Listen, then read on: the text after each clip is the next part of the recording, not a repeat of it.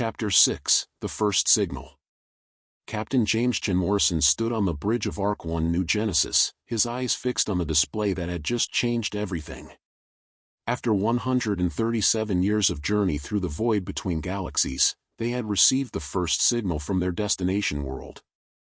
The communication had arrived as a burst of organized radio waves from the direction of Kepler 442c, detected by the ship's long-range sensors and immediately flagged by the AI systems as artificial in origin.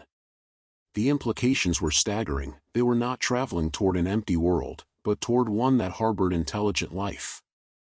Confirm the signal analysis, Captain Chin Morrison ordered his communications officer, Lieutenant Sarah Park Kim, great-granddaughter of the original Chief Engineer Park. Signal confirmed, sir, she replied, her voice tight with excitement and apprehension. The transmission shows clear mathematical patterns, prime number sequences, geometric progressions, and what appears to be a basic mathematical tutorial. It's definitely artificial, definitely intelligent. The bridge crew worked with focused intensity to decode and analyze the signal.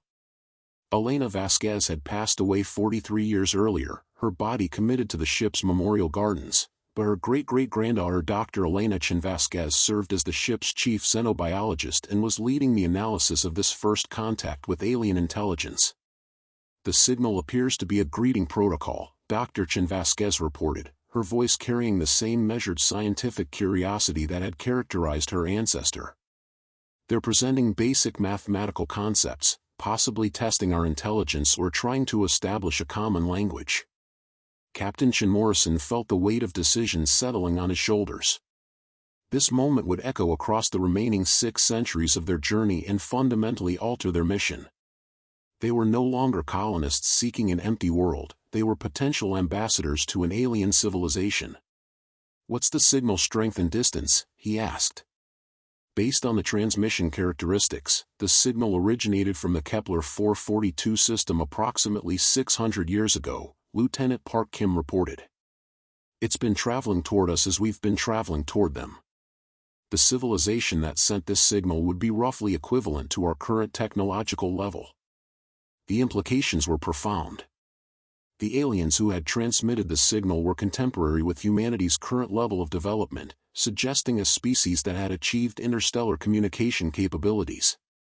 By the time the human ships arrived at Kepler 442c, the alien civilization would have had over 1,000 years to advance their technology. Have the other ships detected the signal? Captain Chin Morrison asked. All 5 ships are confirming reception and beginning analysis, came the reply from the communications station. Fleet Command is requesting an emergency council session via quantum communication. Within hours, the captains and senior officers of all 5 ships were connected through quantum entanglement communication systems, discussing humanity's first contact with alien intelligence. The conversation carried the weight of species-defining decisions. Captain Lisa Santos Park of Ark 2 spoke first. We have to consider the possibility that this is not a greeting but a warning. The aliens might be telling us to stay away from their world. Or it could be an invitation, countered Captain Michael Kim Rodriguez of Ark 3.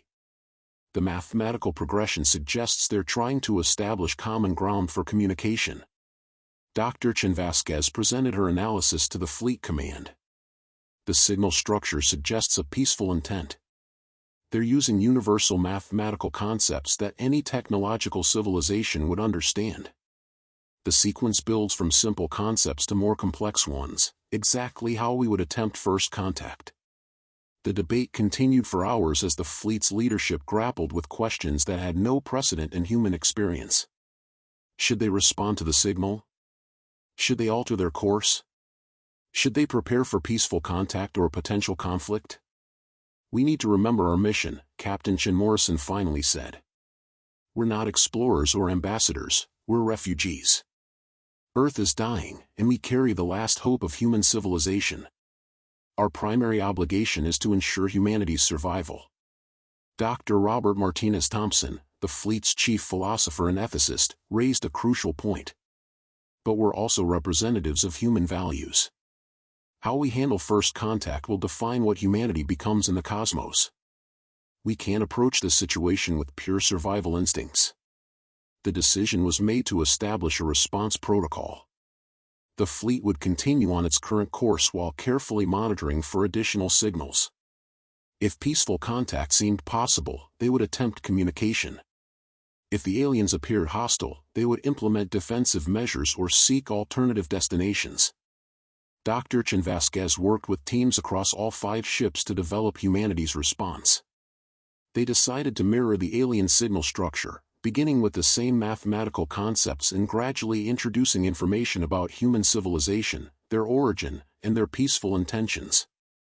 "We're essentially creating the first interstellar diplomatic protocol," Dr. Chen Vasquez observed as she worked on the response framework. "Every word, every concept we include will shape how an alien civilization perceives humanity." The response signal was transmitted 3 months later, carefully crafted to convey intelligence, peaceful intent, and basic information about human civilization. It included mathematical concepts, scientific principles, artistic patterns, and even simplified representations of human anatomy and cultural diversity. The transmission would take approximately 600 years to reach the Kepler 442 system, arriving about 50 years before the human ships themselves. The aliens would have time to analyze humanity's response and prepare their own reaction to the arrival of interstellar refugees. Life aboard the ships continued, but with a new sense of purpose and anticipation. The children born during the journey now grew up knowing they were traveling toward a world inhabited by intelligent beings.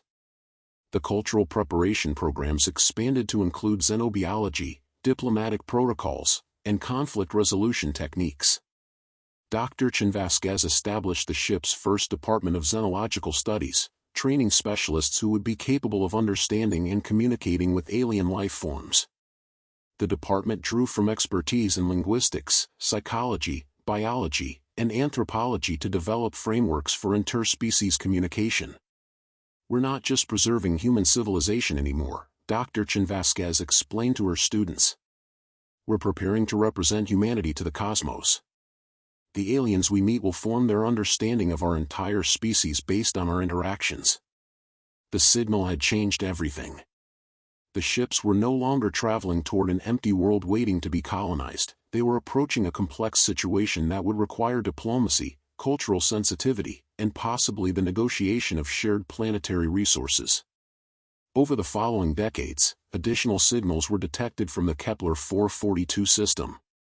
The aliens appeared to be conducting systematic communication attempts, sending increasingly complex information about their civilization, their world, and their understanding of the approaching human ships. The most significant breakthrough came 60 years after the first signal, when the aliens transmitted what appeared to be a star map showing the Kepler 442 system from their perspective. The map included detailed information about planetary resources, climate patterns, and what might have been territorial or administrative boundaries. "They're showing us their world," Dr. Chen Vasquez announced to the Fleet Command. "This isn't just communication, it's preparation for our arrival. They're telling us what to expect and possibly where we might be able to settle." The implications were encouraging. The aliens seemed to be preparing for peaceful coexistence rather than conflict. They were sharing information that would help humanity understand and adapt to their new world. As the ships continued their journey through the void, the human passengers developed a new identity.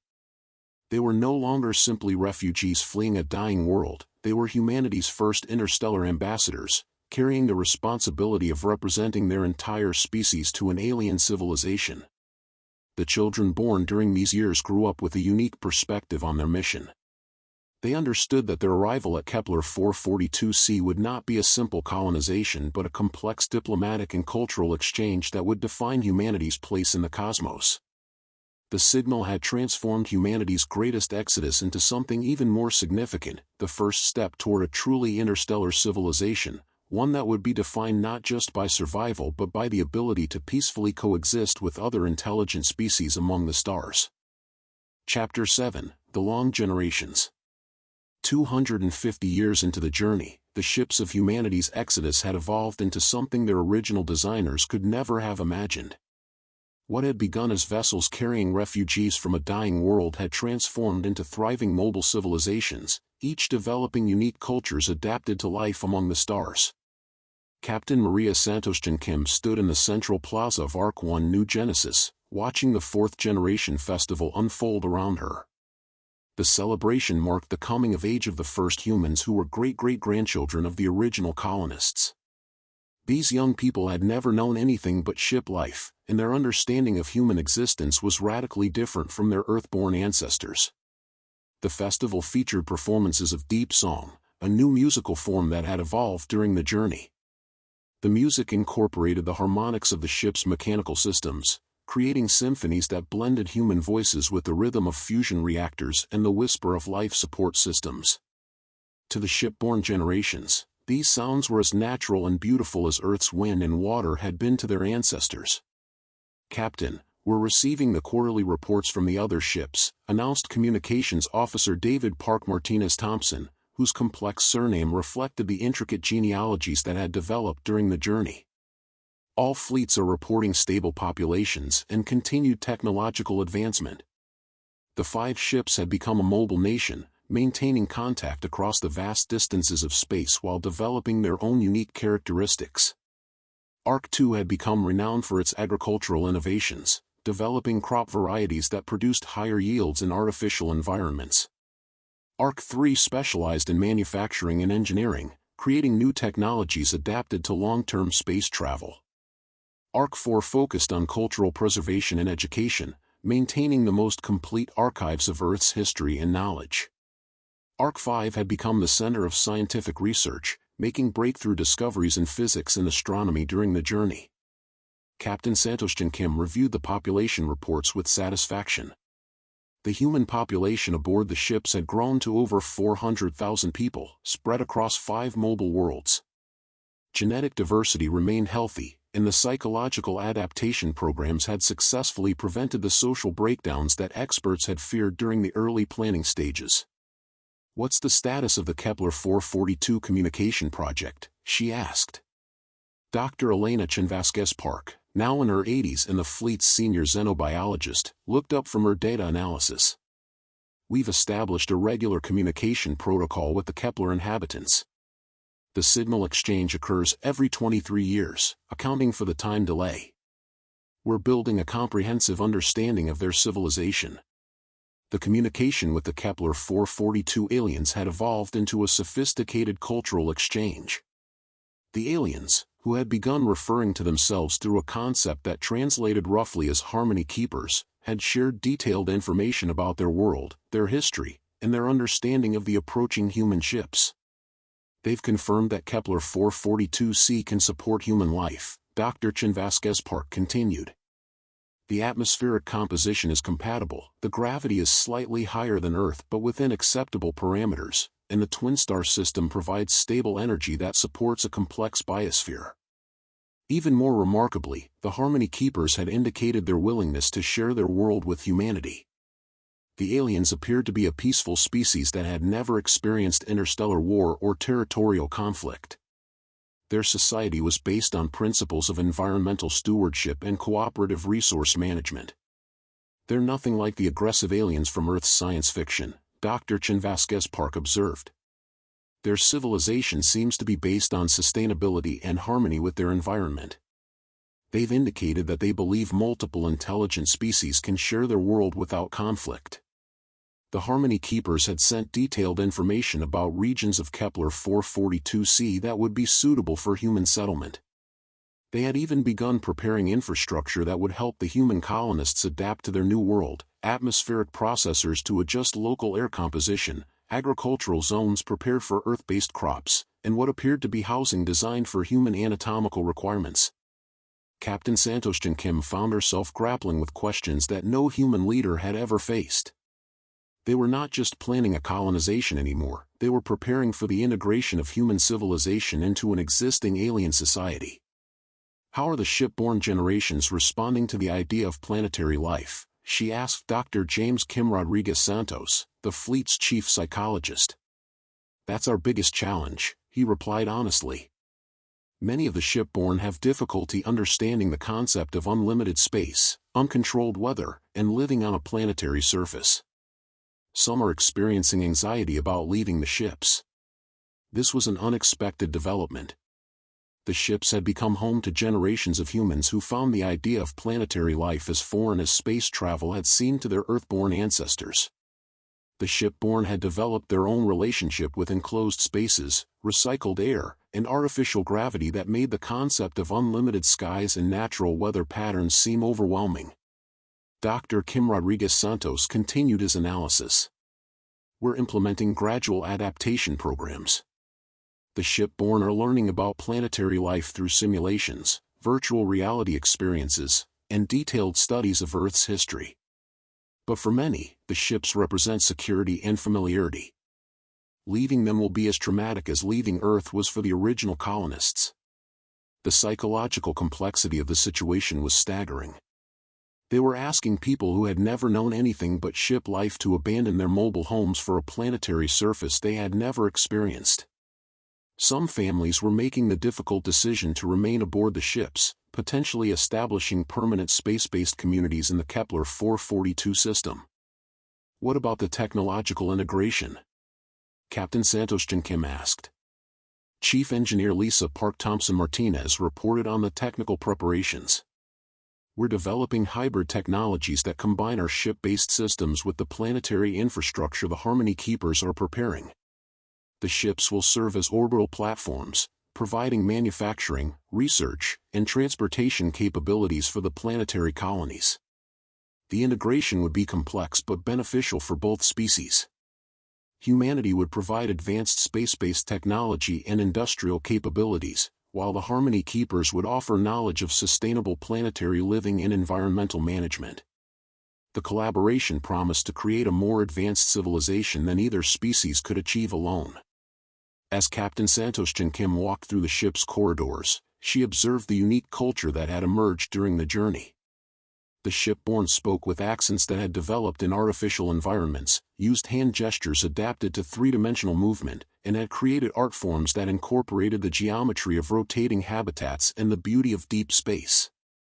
They had also developed new forms of social organization. Extended families often spanned multiple habitat rings, connected by the ship's transportation systems. Professional guilds had emerged to manage the complex technologies required for ship operations. Cultural councils maintained traditions from Earth while adapting them to ship life. We're not the same species that left Earth, Captain Santos Kim reflected during a meeting with the senior staff. We've evolved, culturally, socially, and possibly even physically. The humans who settle on Kepler 442c will be carrying forward this evolution. Dr. Chen Vasquez Park agreed. The shipborn show measurable differences from Earthborn humans. They're adapted to low gravity, recycled air, and artificial light. They think in 3 dimensions more naturally than their ancestors. They've developed enhanced spatial reasoning and mechanical intuition. The realization was both exciting and sobering. They were not just preserving human civilization, they were creating a new branch of humanity that was uniquely adapted to life among the stars. The colonists who would eventually settle on Kepler 442c would represent the next phase of human evolution, shaped by centuries of space travel and cultural development. As the ships continued their journey through the void, carrying their precious cargo of human life and culture, Captain Santos Kim felt the weight of responsibility that had been passed down through generations of ship leaders.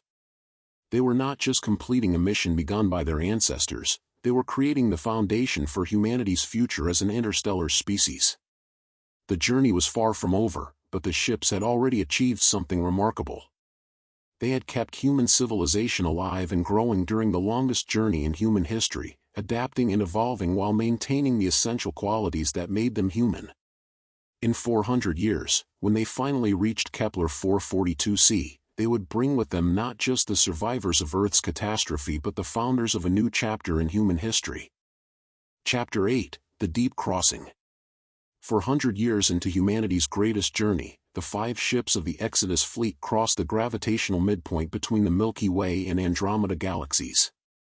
Captain Elena Rodriguez-Santos Kim stood in the observatory of Arc 1 New Genesis, watching the spectacular vista of 2 entire galaxies spread across the viewports, the Milky Way receding behind them and Andromeda growing larger ahead. The deep crossing represented more than a navigational milestone. The ships had now traveled further from Earth than any object in human history, carrying their cargo of human civilization through the vast emptiness between galaxies. The current generation of ship dwellers had grown up knowing they were further from humanity's birth world than any humans had ever been. Fleet Status Report, Captain Rodriguez Santos Kim requested from her bridge crew. All 5 ships maintain optimal course and speed, reported Navigation Officer Sarah Kim Martinez Thompson Park.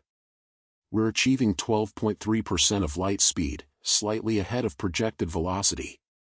Estimated arrival at Kepler 442c in 350 years. The journey had been remarkably successful. The ship's populations had grown to over 600,000 people, spread across 5 mobile worlds that had developed distinct cultures and specializations. The technological advances achieved during the journey had far exceeded the original colonists' expectations.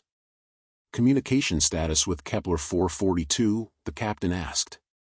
Regular signal exchange continues, reported Communications Officer David Santos Parkchan Rodriguez.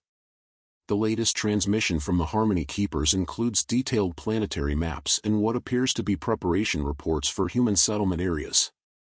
The relationship with the Kepler 442 aliens had evolved into a sophisticated partnership. The Harmony Keepers had spent centuries preparing for humanity's arrival, developing infrastructure and resources that would ease the transition from ship life to planetary existence. They had even begun learning human languages and cultural concepts from the transmissions. Dr. Maria Chen Vasquez Park Kim, the fleet's chief xenobiologist and descendant of the legendary Elena Vasquez, presented her latest analysis of the alien communications. The Harmony Keepers have revealed more about their society.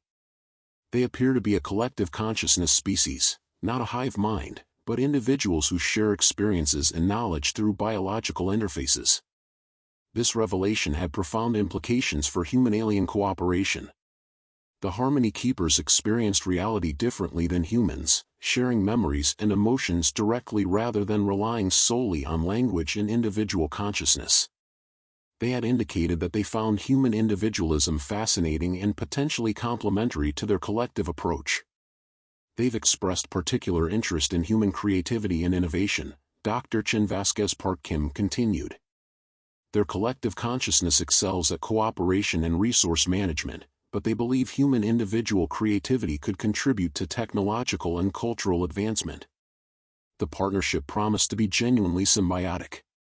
Humanity would provide individual creativity, technological innovation, and manufacturing capabilities, while the Harmony Keepers would offer collective wisdom, environmental stewardship, and sustainable resource management. Together, they could create a civilization that combined the best aspects of both species. Captain Rodriguez Santos Kim toured the ship's cultural districts, observing how human civilization had evolved during the Deep Crossing. The 7th Generation Festival was in progress, celebrating the first humans who had never known any ancestors from Earth. These young people were as adapted to ship life as their ancestors had been to planetary existence. The shipborn had developed remarkable capabilities. They moved through 3-dimensional spaces with natural grace, understood complex mechanical systems intuitively, and thought in terms of closed-loop resource cycles. Their art incorporated the rhythms of artificial gravity and the aesthetics of engineered environments. Their music harmonized with the sounds of fusion reactors and life support systems. "They're beautiful," Captain Rodriguez Santos Kim observed to Dr. James Park Thompson Martinez Santos, the fleet's chief anthropologist. "They've become something new while remaining essentially human." Dr. Park Thompson Martinez Santos nodded. The shipborn represent the next stage of human evolution. They're adapted to controlled environments, comfortable with technology, and skilled at cooperation within confined spaces. They'll be ideal for space-based activities, but they're also developing the flexibility to adapt to planetary life. The ships had become universities of human adaptation. Each generation learned from the previous one while developing new capabilities and perspectives. The shipborn were natural engineers, instinctive recyclers, and expert managers of closed-loop systems. They understood that waste was impossible and that cooperation was essential for survival. What about the decision to settle versus remain aboard the ships? Captain Rodriguez Santos Kim asked. Approximately 60% of the current population has indicated interest in planetary settlement, Dr. Park Thompson Martinez Santos replied. The remaining 40% prefer to maintain space-based communities. We're planning to establish orbital habitats around Kepler 442c for those who choose to remain in space. This division reflected the fundamental changes in human psychology that had occurred during the journey. Some shipborne felt called to experience planetary life, viewing it as an adventure and an opportunity to expand human experience. Others found the idea of unlimited space and uncontrolled environments psychologically overwhelming, preferring the security and predictability of ship life. The solution was elegant in its simplicity. The ships would not be abandoned upon arrival but would be transformed into permanent orbital installations. They would serve as manufacturing centers, research stations, and transportation hubs while also providing homes for humans who preferred space-based living. The result would be a truly three-dimensional civilization that occupied both planetary surface and orbital space. Dr. Elena Kim Rodriguez Santos Parkshin, the fleet's chief engineer and descendant of the original chief engineer Park, reported on the technological innovations that had emerged during the deep crossing. We've achieved closed-loop efficiency rates that exceed our original projections. Our manufacturing systems can recycle materials with 99.7% efficiency. We've also developed new propulsion technologies that could reduce travel time for future interstellar journeys. The technological advances were remarkable. The ships had become testbeds for sustainable technology, developing systems that could operate for centuries with minimal resource loss. The innovations would be invaluable both for planetary settlement and for humanity's expansion to other star systems. We've also made significant advances in biological sciences, reported Dr. Sarah Santos Parkshin Martinez Kim, the fleet's chief medical officer. We've eliminated most genetic diseases through careful breeding programs, and we've developed medical technologies that extend human lifespan to an average of 120 years.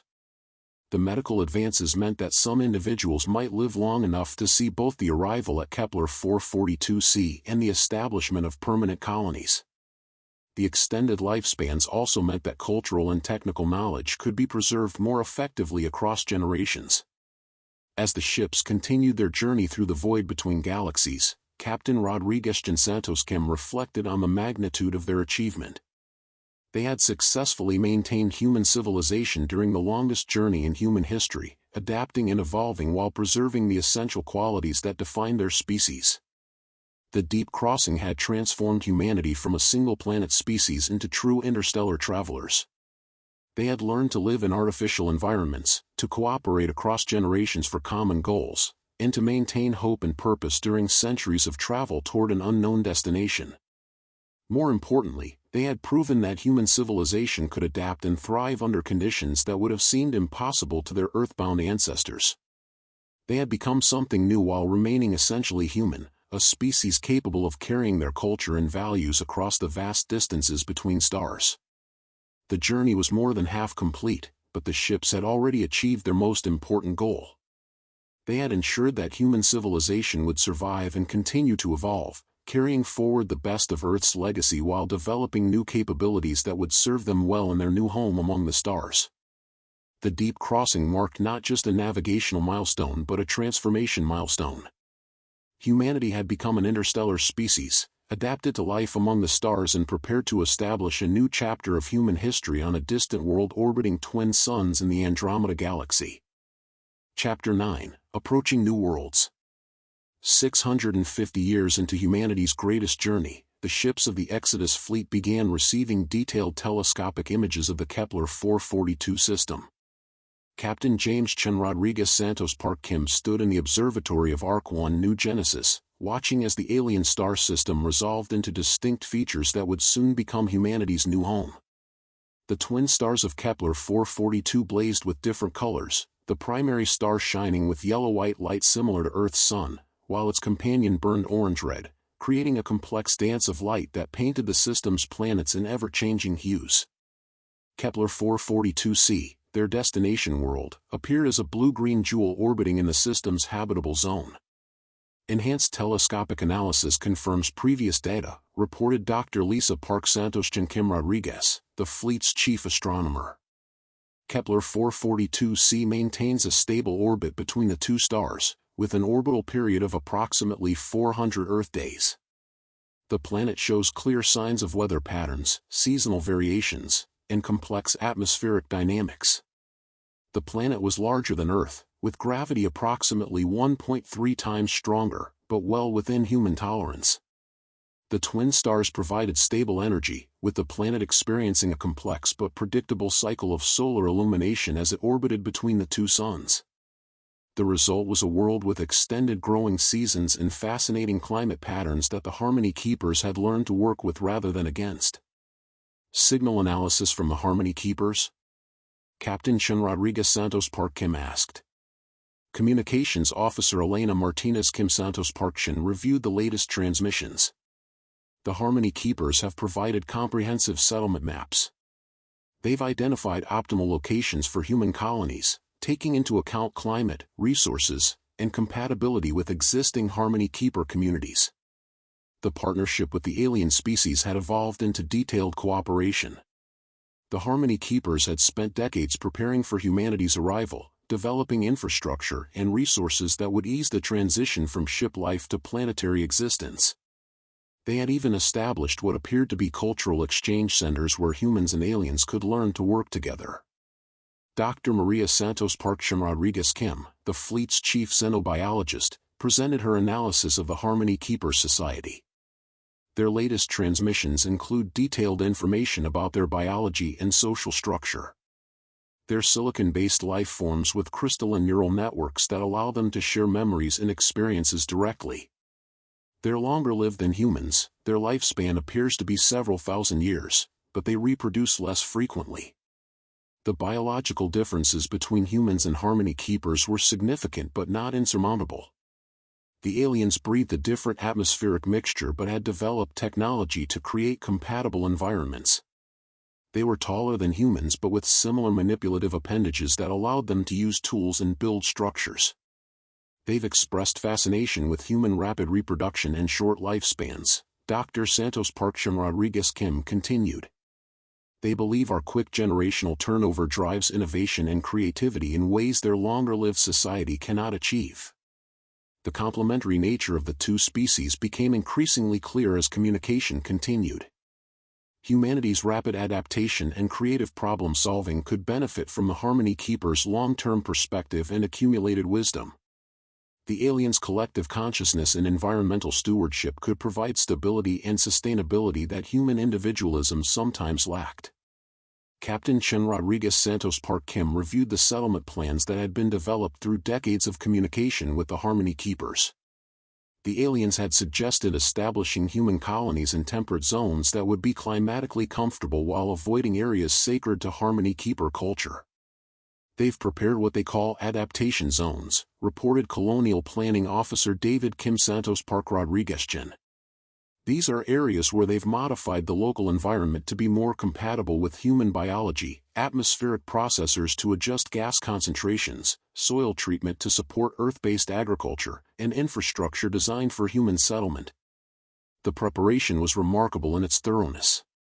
The Harmony Keepers had studied human biology and cultural requirements from centuries of transmitted information, developing solutions for challenges that the human colonists hadn't even fully considered.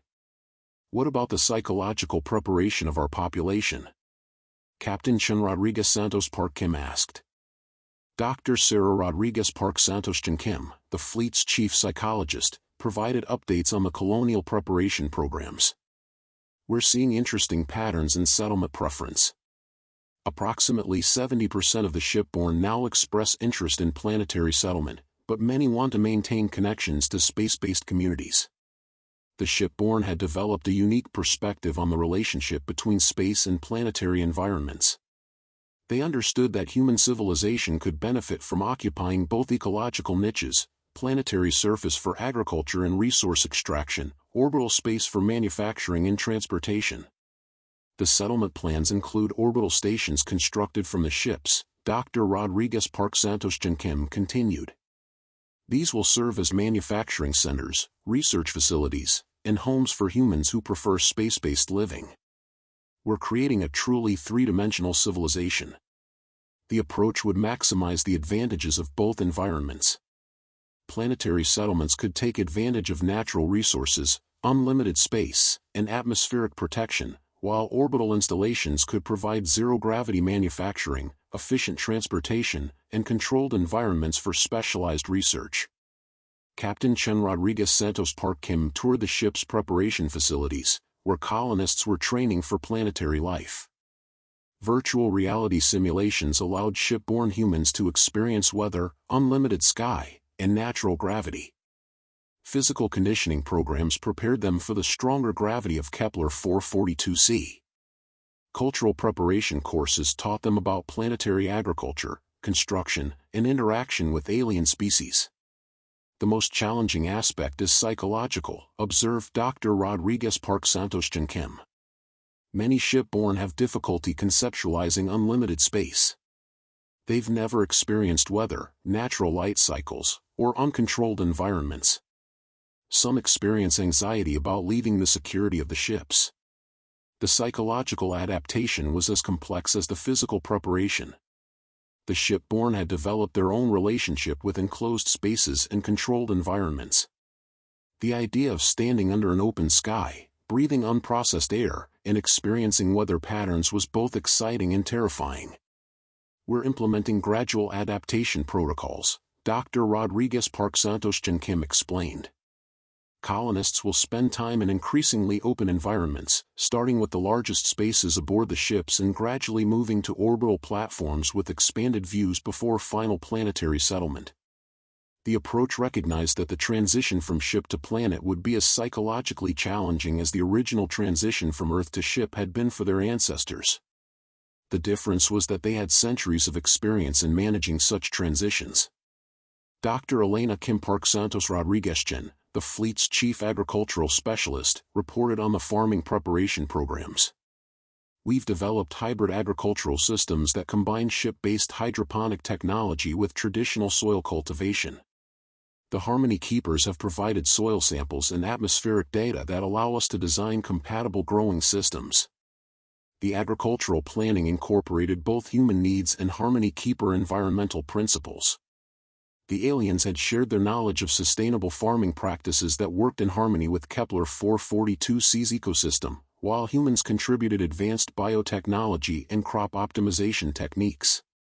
The result will be agricultural systems that are more productive and sustainable than either species could achieve alone, Dr. Kim Park Santos Rodriguez Chen continued. We're creating a truly collaborative approach to planetary development. As the ships continued their approach to the Kepler 442 system, Captain Chen Rodriguez Santos Park Kim felt the weight of completing a mission that had been centuries in the making. They were no longer refugees fleeing a dying world, they were pioneers preparing to establish humanity's first interstellar colonies in partnership with an alien civilization. The journey that had begun as an escape from catastrophe had evolved into humanity's greatest adventure. They were not just surviving but preparing to thrive, not just preserving human civilization but expanding it into new realms of possibility. In 100 years, humans would walk on the surface of Kepler 442c, breathing alien air under the light of twin suns, working alongside silicon-based life forms to build a civilization that combined the best of both species.